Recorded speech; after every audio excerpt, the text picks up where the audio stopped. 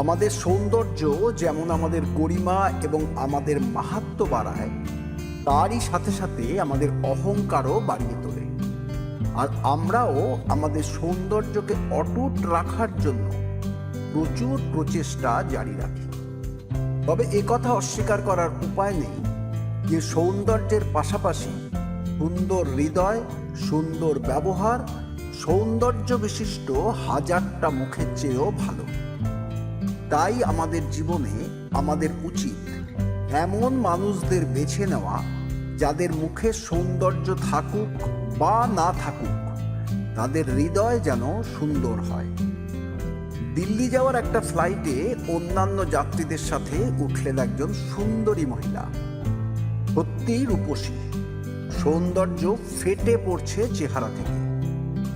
নিজের সিট খুঁজে পাওয়ার পরেই তিনি দেখলেন ওনার পাশে যার সিট তিনি বসে রয়েছেন, তার শরীরে ও মুখে পুড়ে যাওয়া চিহ্ন রয়েছে।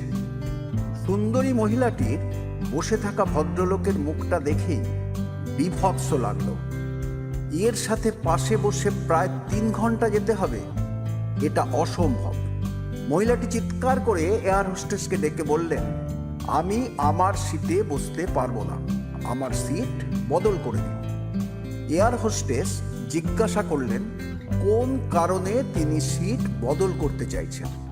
তখন মহিলাটি বললেন, আমার পাশে যার সিট তার মুখটা পোড়া, ওই পোড়া মুখ আমার কাছে বিভৎস লাগছে এবং পোড়া মুখ দেখে আমি অস্বস্তি বোধ করছি। এভাবে এতটা পথ যাওয়া যায় না, আর আমার পক্ষে ওই পোড়া মুখের কারো পাশে বসে দিল্লি যাওয়া সম্ভব নয়, তাই আমার সিটটা বদল করে দিন। এয়ার হোস্টেস বললেন, কারো সিট বদল করার ক্ষেত্রে তাদের কোনো হাত নেই, আর আজকের ফ্লাইটও পুরো ভর্তি, কোনো একটা সিটও ফাঁকা নেই। কিন্তু সুন্দরী মহিলাটি তার দাবিতে অনড় হয়ে দাঁড়িয়ে রইলেন এবং একটা অস্বস্তিকর, দম বন্ধ করা পরিবেশ তৈরি হলো ফ্লাইটের ভেতর।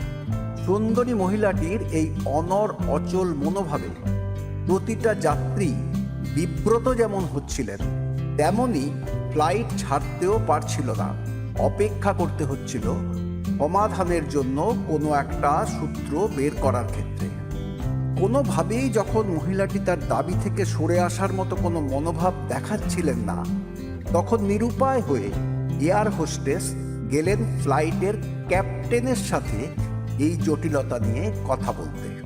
কিছুক্ষণ পরে এয়ার হোস্টেস ফিরে এলেন ক্যাপ্টেনের ককপিট থেকে ক্যাপ্টেনের সাথে কথা বলে।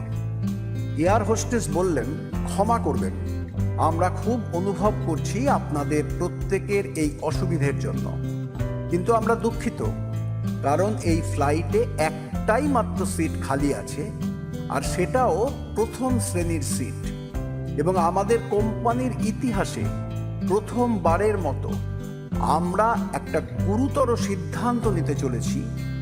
এই সমস্যার সমাধানের জন্য প্রথম শ্রেণীর সিটটা ব্যবহার করা হবে, কারণ আমরা উপলব্ধি করেছি যে এই ফ্লাইটের পাশাপাশি বসা নিয়ে একটা অদ্ভুত জটিলতার সৃষ্টি হয়েছে।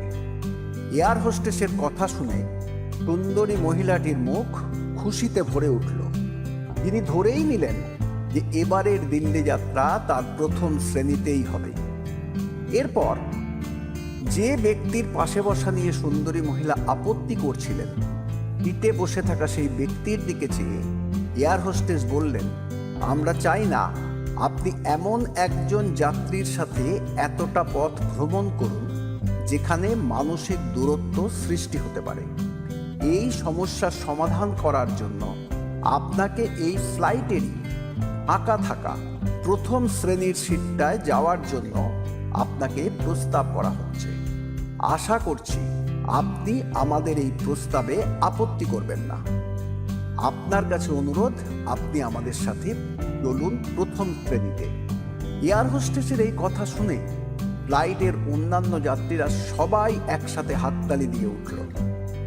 এতক্ষণ ধরে চুপ করে থাকার পরেই এবার ওই ব্যক্তি ধরা গলায় আস্তে আস্তে বললেন, আমার দুটো হাত হারিয়েছি এবং আমার সর্বাঙ্গ খুব বাজেভাবে পুড়ে গেছে।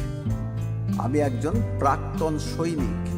আমি একটা যুদ্ধের সময় শত্রুপক্ষের ছোড়া বোমা বিস্ফোরণে আমার দুটো হাত হারিয়েছি এবং ওই বোমার আগুনেই আমার দেহ, মুখ সব পুড়ে যায়। কিছুক্ষণ আগে আমার কানে ভদ্রমহিলার সব কথাগুলোই আমি শুনেছি। কথাগুলো শোনার পরে আমি ভাবছিলাম, আমাদের দেশের জন্যই আমি আমার জীবনের ঝুঁকি নিয়েছি, যার জন্য আমার চেহারা অন্য রূপ পেয়েছে। এক্ষেত্রে আমার কোনো হাত ছিল না। কিন্তু আপনাদের সবার প্রতিক্রিয়া এবং ফ্লাইট কর্তৃপক্ষের সহযোগিতা দেখে আমি গর্বিত বোধ করছি যে আমি আমার দেশ ও দেশবাসীর জন্যই প্রথম শ্রেণীতে যাত্রা করার সুযোগ পেলাম। ভদ্রলোক এয়ার হোস্টেসের সাথে চলে গেলেন প্রথম শ্রেণীতে, আর সুন্দরী মহিলা মাথা নিচু করে তার নির্দিষ্ট সিটে গিয়ে বসলেন। এখানে আমাদের একটাই জিনিস বলার, আমাদের ভাবনা সুন্দর না হলে সৌন্দর্যের ক্ষেত্রে কোনো লাভ হয় না। এখানেই শেষ আজকের গল্প। গল্পটা ভালো লাগলে সাবস্ক্রাইব ও শেয়ার করুন। পরের ভিডিও পেতে বেল আইকনে ক্লিক করুন। ভালো থাকুন, সুস্থ থাকুন। নমস্কার।